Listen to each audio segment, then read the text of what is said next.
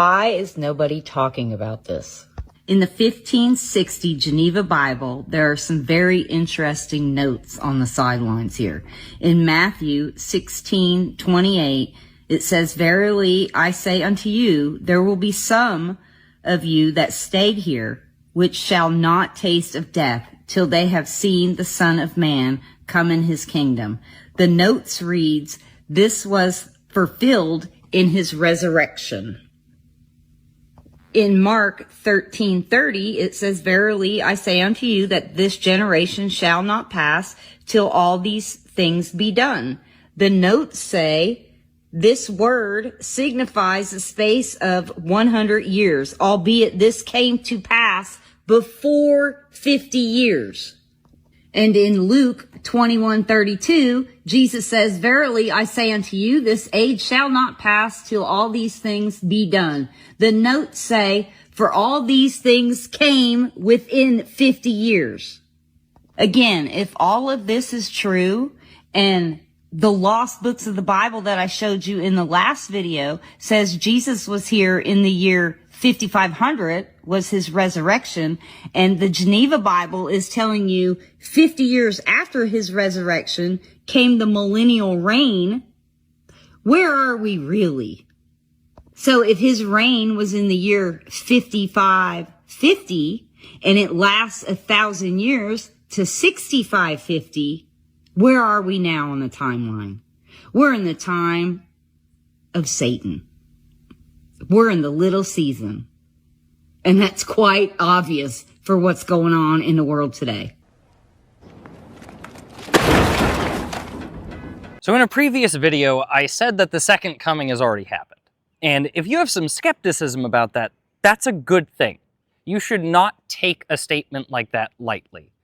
You should really think about it before you confirm it. But I want to, over the next few videos, lay out a series of arguments why, from the Bible, I believe that it actually has happened.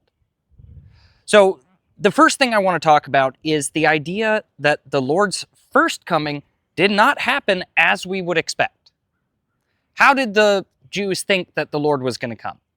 Thought he was going to be a triumphant natural king. He was going to throw off the Roman oppressors.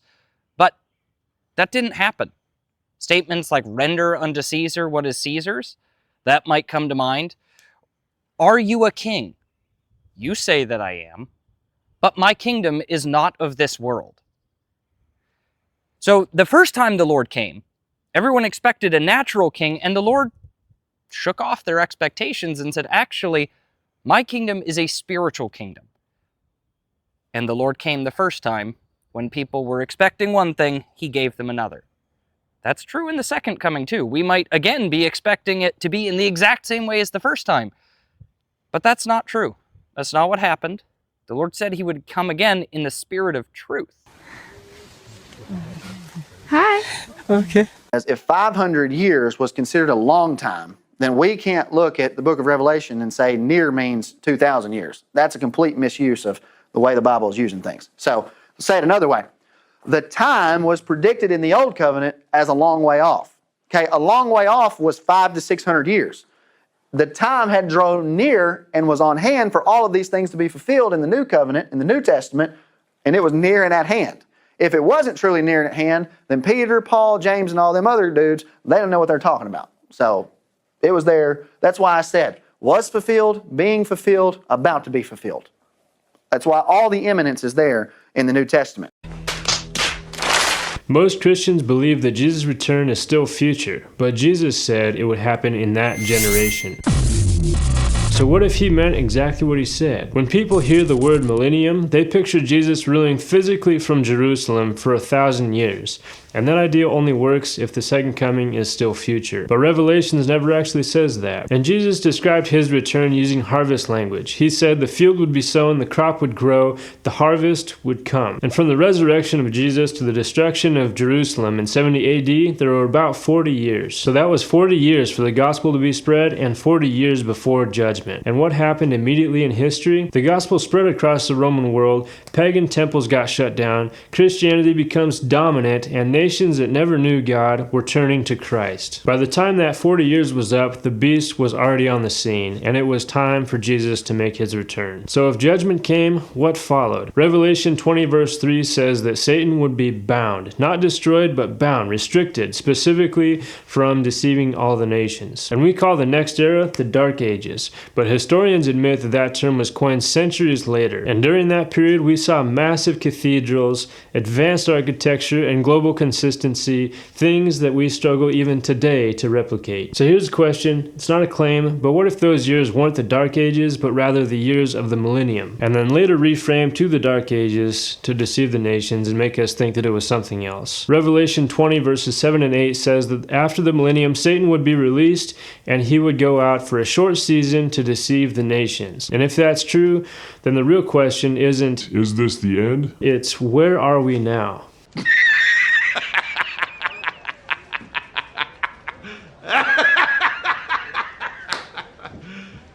You serious? Christianity ended in AD 70. Jesus already returned, the rapture already took place, and so did the 1,000-year reign. A lot of people say that if Christ already returned that it would be noted, but it is actually noted in history, very famous history, from eyewitnesses. Josephus and Tacitus was 14 whenever the temple was destroyed, and he talked about it too. Josephus said that it was like a thing of fairy tales in 66 AD, that if you weren't there to believe it, that you wouldn't have seen it, that there were armies running on the clouds and chariots. Also said that a voice came up in the temple telling them to get out, and the glory cloud moved from the temple into the mountains. That's whenever the believers fled, whenever the armies came to Jerusalem. Tacitus said that there was apparitions coming up out of their graves and out of the temple into the sky, dead people, ghosts going into heaven, or going into the clouds. What was Christ doing during his 1,000-year reign? It was the first resurrection, which was the 144,000. He was with them, and they sat down on the throne with him and broke the nations of Israel into shivers, and they were given the rod of iron. This all happened from 66 to 70 AD, 42 months, 1,260 days. What? Bro, what are you talking about, man? So I wanted to see if I could find a flaw in Paul's thinking. And most scholars would agree that Paul got it totally wrong when it comes to the second coming. He was convinced Jesus was coming back in his lifetime before he died. And yet it's been over 2,000 years, and his understanding totally affected his worldview. And unfortunately, it totally affected how he viewed life, and it underpinned his evacuation theology. You see, this is based on scarcity of time, and because there's so little time, nothing else matters. And when nothing else matters, then that changes my priorities for life. They thought it was going to be in their lifetimes. And what they misunderstood is that he wasn't talking about what we typically think of as the second coming. He was talking about the end of the age of Judaism, the end of the age of rules-based religion, the end of sacrifice-based religion. It wasn't about the end of the world.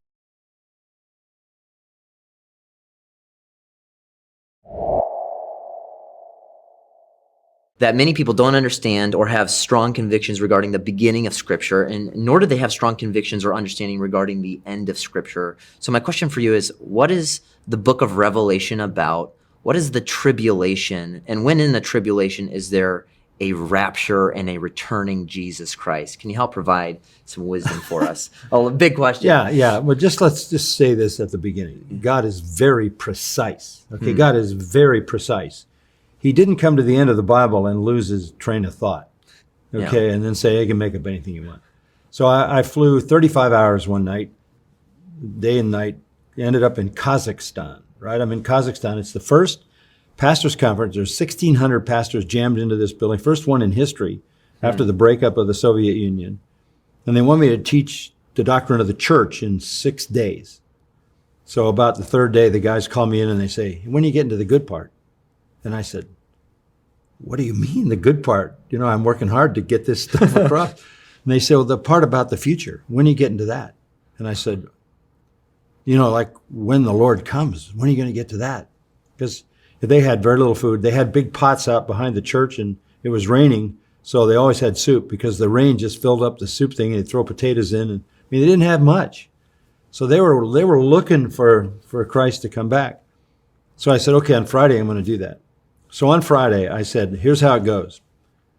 It's going to be the rapture of the church. That's an unsigned event. In other words, there's no sign preliminary to that event. It's going to be suddenly, in a moment, in the twinkling of an eye, snatching out the church. Then there's going to be a period of 7 years of tribulation. Daniel refers to that period, and that period is laid out in the book of Revelation repeatedly. Even the numbers are laid out. The events are laid out from Revelation 6 through 19. I went all through that, and I said that's going to be followed by the return of Jesus Christ to establish his 1,000-year kingdom. And I think it uses the word 1,000 in Revelation 20 about 6 times, so it's not obscure. And at the end of the 1,000 years, Satan has a rebellion. Satan's rebellion is basically ended. And then the entire universe as we know it literally implodes in an atomic implosion, and the Lord creates a new heaven and the new earth. And I unpacked that one whole day. And at the end of the day, the leaders came to me. No schools, no training. There are no Bible schools in the former Soviet Union. They have no training. And the leaders came to me and said, we believe what you believe. And I said, really? You would have to go to school to get that wrong. It's crystal clear. You have the church on earth in Revelation 1 to 3. All of a sudden, the church is in heaven in Revelation 4 and 5, which indicates the rapture. Tribulation breaks out in Revelation 6, runs to 19. In 19, Christ comes, establishes his kingdom. The kingdom runs for 1,000 years, then the new heaven and the new earth at the end of the book of Revelation. That is the simplest book in the New Testament if you're looking for a chronological outline. So somebody's got to tell you it's not true, just like Genesis. You have to say, oh, no, the evolution happened in Genesis. And, oh, no, it can't be that simple. It can't be chronological like the book of Revelation. And yet the book of Revelation starts by saying this: blessed is the one who reads and understands this book. Yeah. I'm not that smart. I just took the book, and here are these guys who never had any formal training. All they had was a Bible, and they could see that. They understood it. Weary soul, the way it seems endless. Restless soul,